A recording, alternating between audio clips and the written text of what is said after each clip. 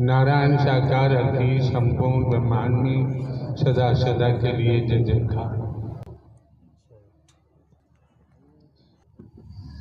जब तक यहाँ बैठे हैं तो श्रीमान जी खाली होके बैठो, मन को खाली करो।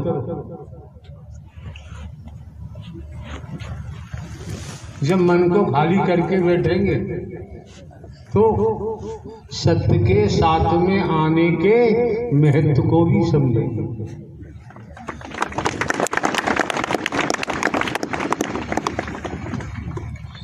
अगर श्रीमान जी महत्व नहीं समझा तो जीवन नाहक बर्बाद हो जाएगा।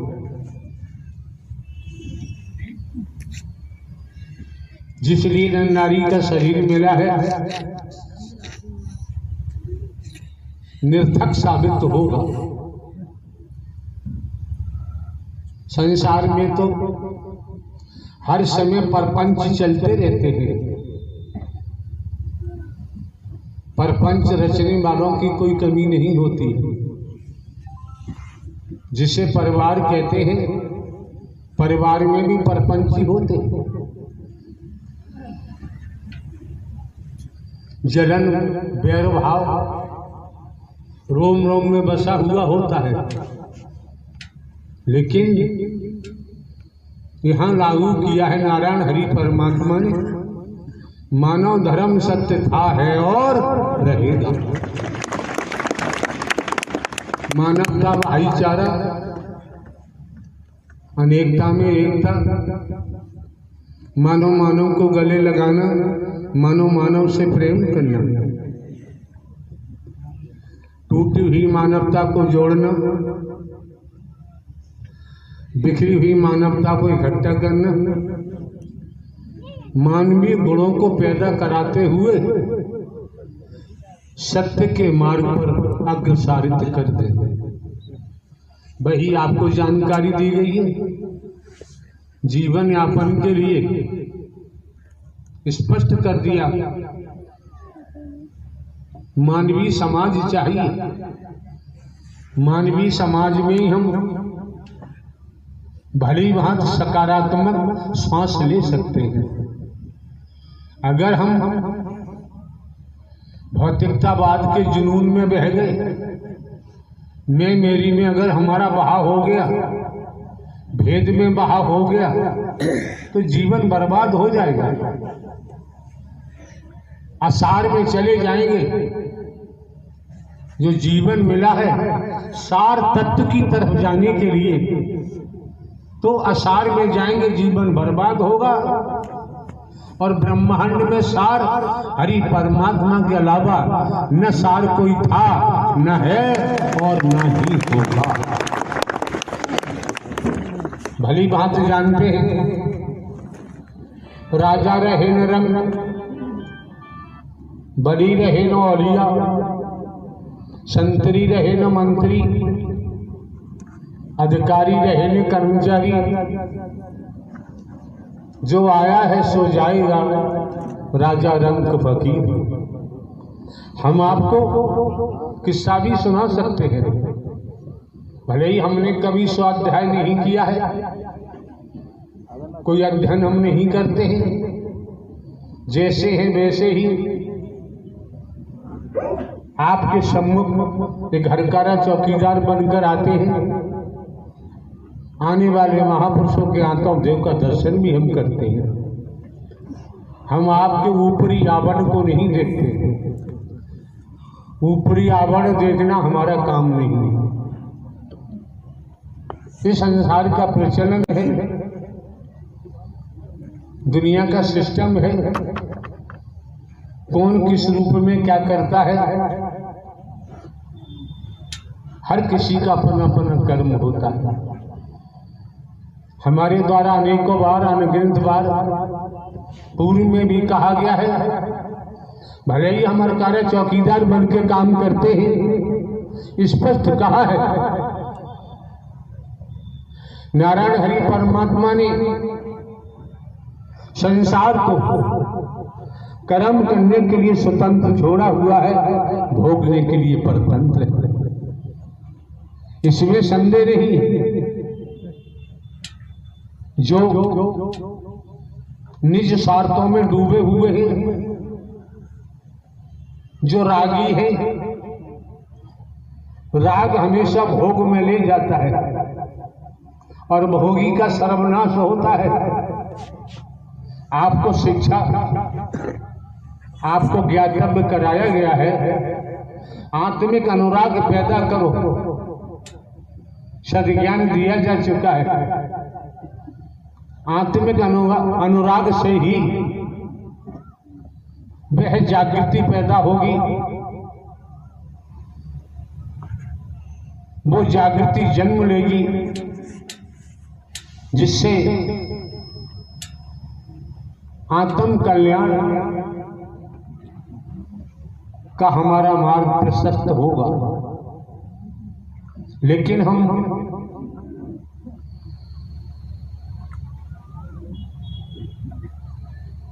जैसे फॉर एग्जाम्पल, एक मिसाल के द्वारा,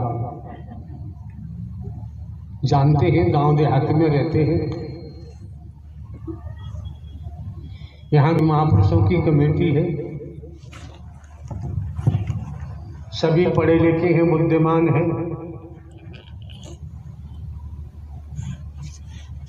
इनको चाहिए था, कथावाचक की जरूरत है।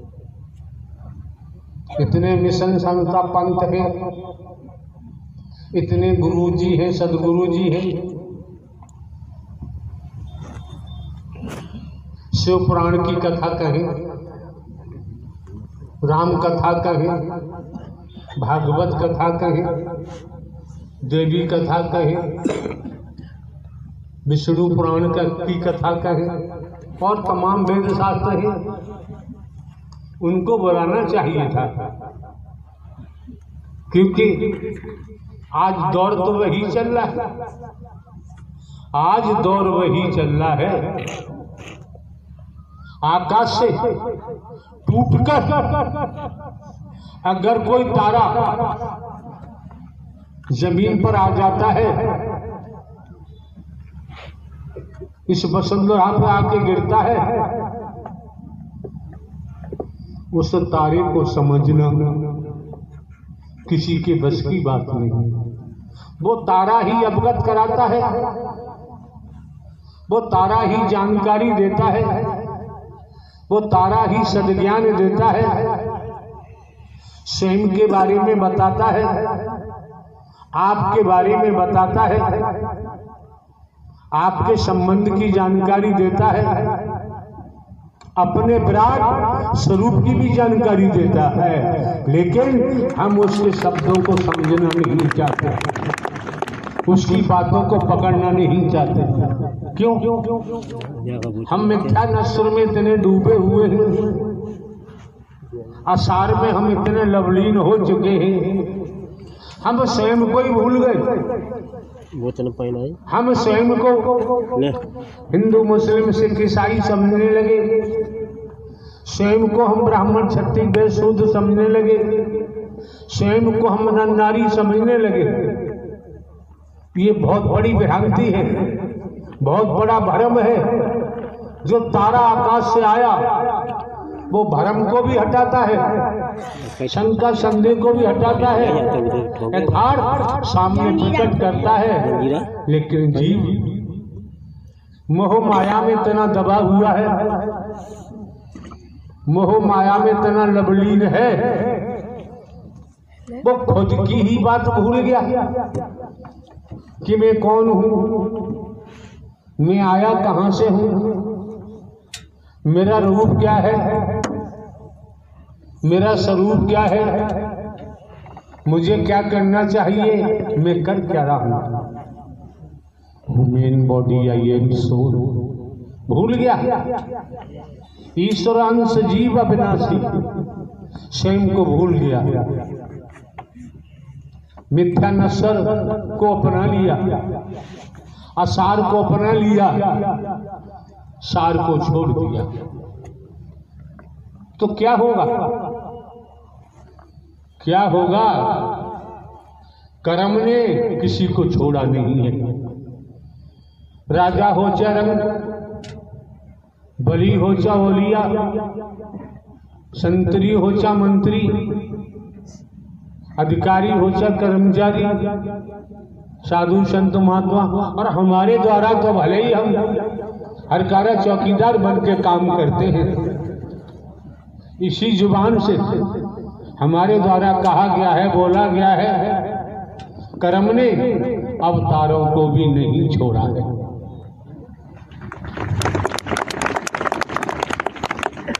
वैदिक काल का इतिहास उठा के देखो, कर्म ने, जिन्हें शंकर ब्रह्मा विष्णु राम श्री कृष्ण कहते हैं, देवी दुर्गा हनुमान जी कहते हैं, काल भैरव कहते हैं, इनको भी नहीं छोड़ा। हमें अपनी औकात देखनी चाहिए। हम तो एक जीव है, जीव मायाबद्ध है, जीव मायाबद्ध है, नारायण हरि परमात्मा मायाधीश है। पूरा ब्रह्मांड त्रिगुणी माया में डूबा पड़ा है, त्रिगुणी माया से बना हुआ है। जब जीवों पर, जीवों की दुर्दशा देखकर, जीवों के क्रियाकलाप देखकर, समय काल परिस्थितियों के आधार पर परम सत्ता सुप्रीम अथॉरिटी, अलग निरंजन, अलग पुरुष जब धराधाम पर अपना प्राकट्य करते हैं, क्या होता है? जैसे बरसात हो रही है, एक एक शब्द को ध्यान लगा के श्रवण करें, ठीक से सुने, मौके बार बार नहीं मिलते हैं। बरसात हो रही है, आकाश की तरफ से बूंदें गिर रही है। देखा होगा, कानों से सुना होगा, बहुत गड़गड़ाहट की आवाज आती है, जिसे कहते हैं बिजली कौंधती है। जो लोग अपने घरों में, कोठियों में बंद होते हैं, आवाज तो उनके कानों तक जाती है, अगर कर्ण कान सुनने का काम नहीं कर पा रहे तो वो भी नहीं सुन पा रहे। गड़गड़ाहट की आवाज होती है, बिजली कौंधती है, महलों में, घरों में बंद है, आवाज तो उनके कानों में गई, लेकिन बिजली की कौंध उन्हें दिखाई नहीं दी, क्योंकि वो चार दीवारी में बंद है। जो चार दीवारी से बाहर है, खुले आकाश में है, वो बिजली की गड़गड़ाहट को सुन भी रहा है, और जो चमक है बिजली की, उसे देख भी रहा है।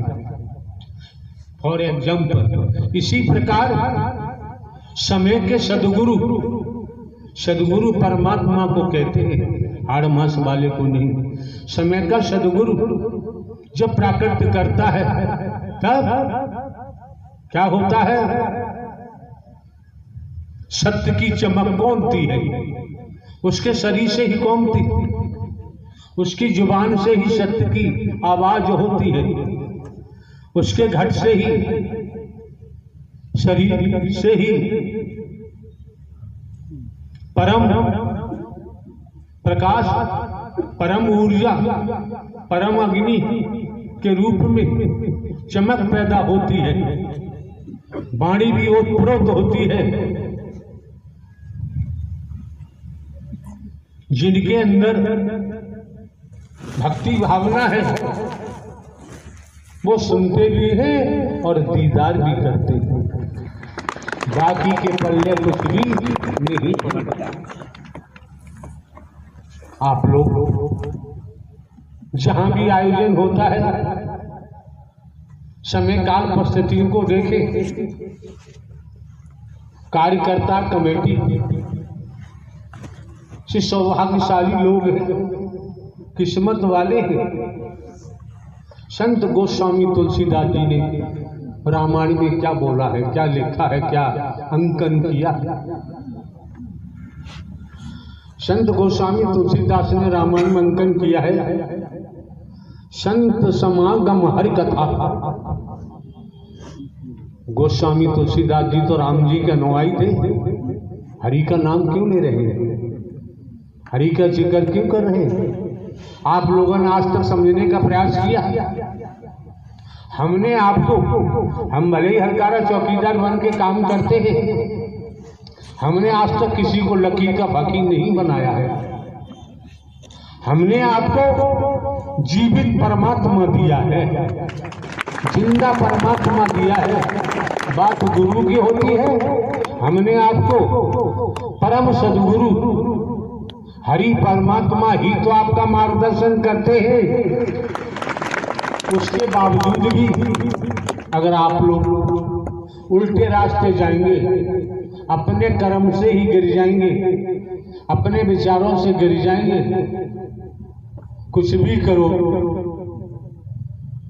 नारायण साकार हरि का विधान है, विधाता का विधान है, करनी का भोग तो भोगना ही पड़ेगा। बचाव संभव नहीं होता है। मौके बार बार नहीं मिलते हैं, समय बार बार प्राप्त नहीं होता है। हरी भांति जानते हो,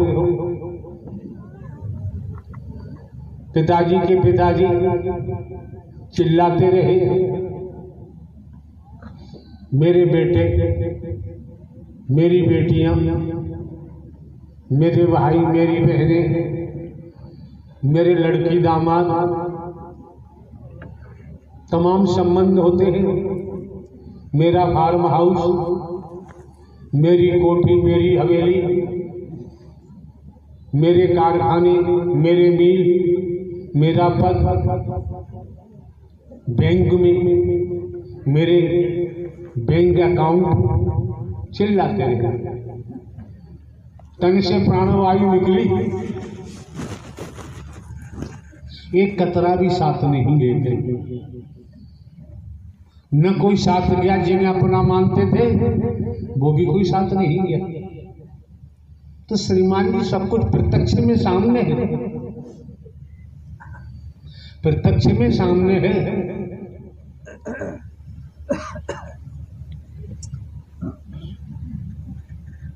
कितने सौभाग्यशाली हैं कमेटी के सदस्य। आपका भी अतीत अच्छा है, अतीत से वर्तमान, वर्तमान से भविष्य। सत्व की सत्व प्रधान आत्मा न होते तो श्रीमान जी इस सत्य के साथ में आपका आना संभव नहीं था। कितने सौभाग्यशाली हैं आप, कितने परम सौभाग्यशाली हैं आप। जुबान बखान नहीं कर सकती। आप संसारिक दुनियावी कैलेंडर के मुताबिक 20 वर्षों से हमें सुनते आ रहे हैं। भिन्न भिन्न प्रांतों में, कस्बों में, शहरों में, नगरों में, महानगरों में, ग्रामीण अंचलों में जहां जाने का मौका मिलता है, हमने कहीं ढोंग किया है, पाखंड किया है, आडंबर किया है, अंधविश्वास किया, ढकोसला किया है। हमने किसी कंचन कामनी को लूटा है आज तक, किसी को धोखा दिया है। क्यों? ये सत्य का मार्ग है, सत्य का मार्ग है। यहाँ सत्कर्म में लगाया जाता है, यहाँ लूटने का कोई प्रावधान नहीं। क्यों? गीता क्या कहती है? गीता ज्ञानदाता ने गीता में क्या कहा है? तू जिसको भजेगा, जैसा करेगा, उसी गति को प्राप्त होगा। तू भीख मांगेगा तो तुझे भी महादुर्गति के तहत पशु बनकर, क्या क्या बनकर, खामियाजा भोगना ही पड़ेगा। ये गीता में जाके पढ़ लेना, गीता में प्रसंग आया है, यहां तक आया है।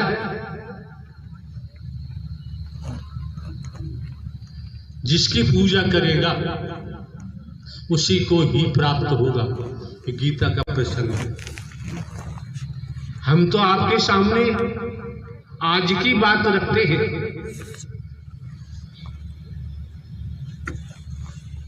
अभी की बात रखते हैं।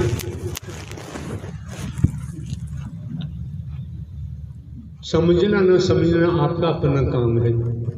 इसलिए तन क्षण पहले हमारे द्वारा कहा गया था, आप कितने ज्ञानी ध्यानी हैं, कितने ही बुद्धिमान हैं, तनिक समय के लिए खाली हो जाओ। खाली होने पर ही किसी बर्तन को भरा जा सकता है।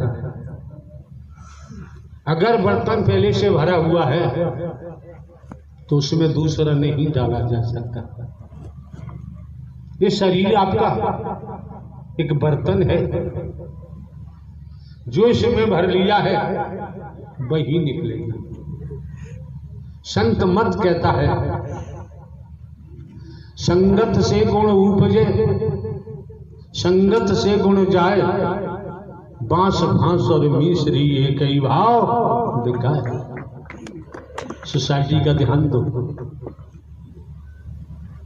और ध्यान देना चाहिए। हम भले ही साधु संत महात्मा नहीं है, भले ही हम बाबा साहबा नहीं है, कथावाचक उपदेशक नहीं है,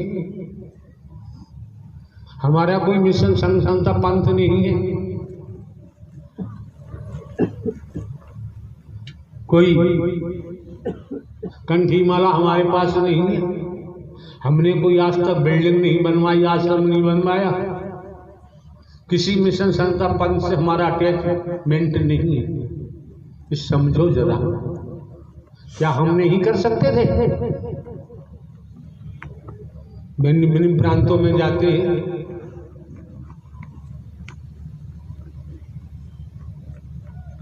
चाहते तो हजारों आश्रम बनवा दिए होते।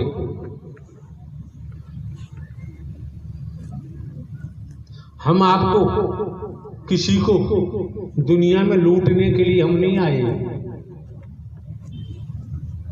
किसी को बर्बाद करने को हम नहीं आए। अपने विचारों से गिर जाते हैं तो कर्म से गिरेंगे, जब विचारों से गिर जाते हैं, कर्म से गिर जाते हैं तो जीव लोग स्वतः ही बर्बाद हो जाते हैं, तबाह हो जाते हैं। जो परमात्मा की निगाह से गिर जाता है, संसार उठाना चाहे वो उठ नहीं सकता।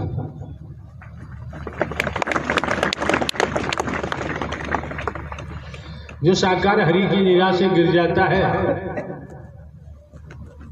एक भजन हमने सुना था किसी के मुंह से, हम तो गिरे हुए थे, साकार हरि ने हमें उठा।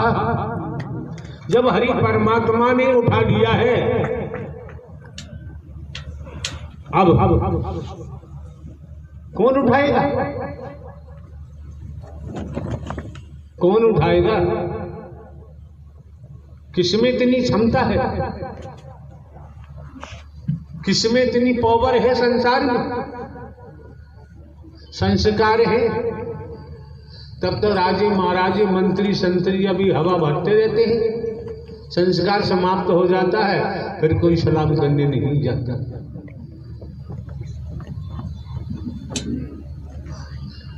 संसार का अध्याय आप लोगों ने बनाया है, और संसार के अध्याय में आप समझ सकते हैं, मैं मेरी होती, अपना पराया होता है, मोह होता है, ममता होती है, लोभ होता है, काम होता है, कंचन कामनी होता है।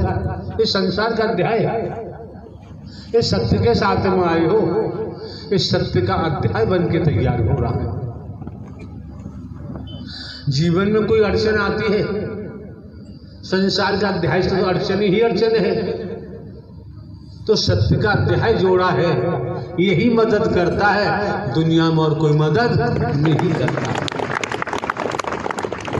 इसलिए संतों ने कहा है, माया मरीन मन मरे मर मर जात शरीर, आशा तृष्णा ना मरी कह गए दास, संत मत कहता।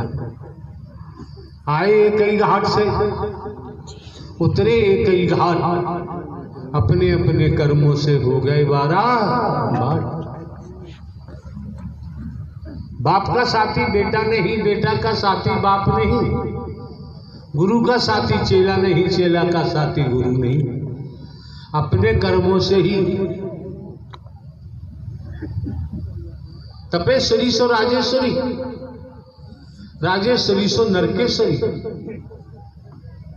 इस भूलोक में कर्म का ही सारा खेल है। तप से ही राजा बने, और राजा बनने के बाद भूल गए, तो तपेश्वरी सो राजेश्वरी, राजेश्वरी सो नरकेश्वरी। कहां जाओगे बच के? बच के जाओगे कहां? इसलिए किसी संत ने कहा है, हरि इतना दीजिए जिसमें कुटुंब समाए, हम भी भूखे न रहे और संतन